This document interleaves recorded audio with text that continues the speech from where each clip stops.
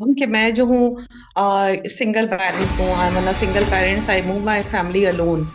گھر سے نکلنے کے بعد سارے جینٹس ہی ٹکراتے ہیں، چاہے وہ سبزی والے ہوں، فروٹ ہوں والے ہوں، میری جاب ہو، میرے بچوں کا ایجوکیشن ہے، جو بھی ہے وٹ ایور. تو جی جی ایسی عورتوں کے لیے کیا حکم ہے؟ مطلب وہ جہنمی ہے؟ السلام علیکم بہن، کہاں سے کال فرمایا آپ نے؟ وعلیکم السلام. میں فاطمہ رضوی فرام پاکستان، کراچی. جی السلام علیکم سسٹر، خیریت سے ہیں انشاءاللہ؟ آپ ٹھیک ہیں؟ الحمد للہ. آپ کیسے ہیں؟ اللہ تعالیٰ کے احسان ہے.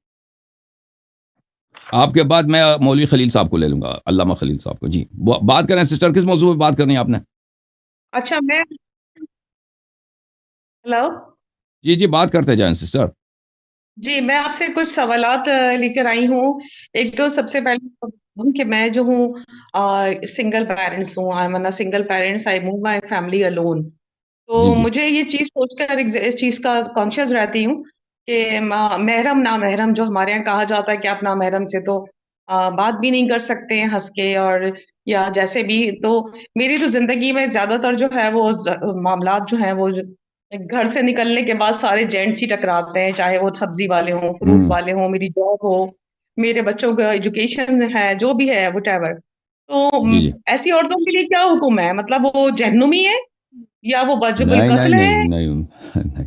دیکھیں درجات کیا ہیں؟ خاتون، دیکھیں جو قرآن میں، جو سنت میں، جو حدیث میں خواتین کے لیے یہ ہے ان کے ہوں پردے کا، ہوں کہ وہ نامحرم وہ ہیں جن کے ساتھ وہ شادی کر سکتی ہے.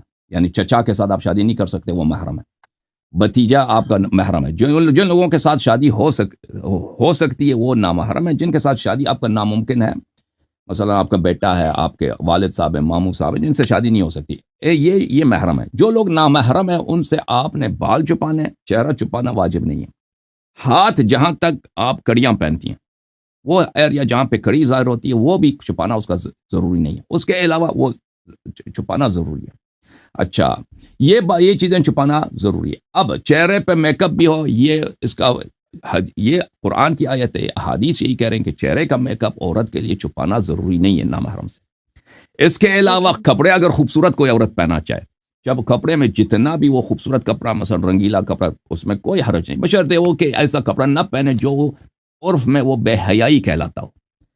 بے حیائی والے مثلا کپڑا اس نے وہ ایسا پہنا کہ اس میں ہے ہی بے حیائی، مثلا ایسے اس کے جسم کے اعضاء ظاہر ہو رہے ہیں، گرچہ کپڑا پہنا ہے اس نے لیکن جسم کے اعضاء ظاہر ہو رہے ہیں، جو عرف میں اس کو بے حیائی کہا جاتا ہے، تو یہ پہننا حرام ہے. اس کے علاوہ یہ جائز ہے عورت کے لیے. اس کے علاوہ جو چیز عورت کے لیے جائز نہیں ہے، کسی نامحرم کے لیے خوشبو لگانا.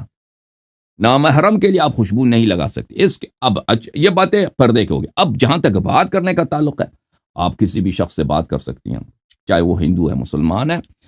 آپ اگر کوئی شخص باہر جاتی ہے، سودا لینے جاتی ہے، یا کوئی اسکول میں کام کرتی ہے، یا جہاں جاب کرتی ہے، وہاں پہ بات کرنا پڑتا ہے. یہ حرام نہیں ہے کسی سے لیکن بہرحال دیکھیں، مرد کے لیے بھی حیا واجب ہے.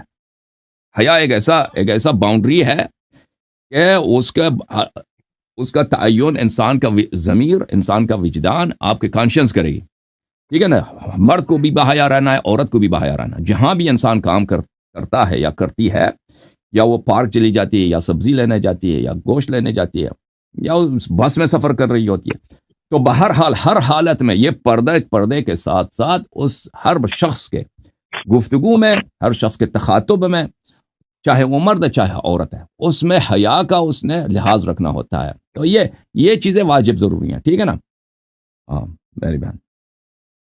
میرا دوسرا سوال آپ سے یہ ہے کہ حضرت امام حسین علیہ السلام اور ہمارے مولا مشکل شاہد دو جہاں حضرت علیہ السلام کیونکہ شہید ہیں، تو شہید کو ظاہر سی بات ہے جو شہید ہیں وہ دنیا میں موجود نہیں ہے، لیکن ہوں. قرآن کی آیتوں کے حساب سے وہ زندہ ہیں اور وہ رزق پا رہے ہیں. لیکن تو کیا ان سے دعائیں مانگنا اور ان کے جو ہے واسطے وسیلے سے دعا مانگنا یہ جائز ہے یا اللہ کے ساتھ شرک اس کو کانسیپٹ کیا جائے گا کہ تو تو نہیں آتا یہ سب کچھ؟ جی، آپ کی خدمت میں عرض کروں کہ آ، دیکھیں میری بہن، یہاں پہ ایک بات یہ ہے کہ واسطے دینا تو کوئی اس کو منع نہیں کرتا نا. واسطہ ان کے واسطے سے آپ اللہ سے طلب کریں، یہ تو وہابی بھی اس کو منع نہیں کرتا ہے. لیکن خود اہل بیت علیہ السلام سے طلب کرنا، یہ کسی نہ شیعہ کے پاس کوئی حدیث ہے، نہ قرآن میں کوئی آیت ہے کہ یہ حرام ہے یا شرک ہے. تو جو لوگ اس کو شرک قرار دیتے ہیں، یہ خلیل احمد صاحب سے ہماری گفتگو ہو چکی ہے ایک دو دفعہ، ان کے علماء نے کہا کہ یہ نہ کوئی آیت ہے، نہ کوئی کچھ بھی نہیں ہے، قرآن کے صرف غلط ترجمہ ہے کہ اللہ کے سوا کسی کو پکارو گے تو شرک ہے، اور یہ غلط ترجمہ ہے۔ القرآن کی آیت یہ ہے، قرآن کے اللہ کے علاوہ کسی اور کی عبادت کرو گے تو شرک ہے، ٹھیک ہے نا؟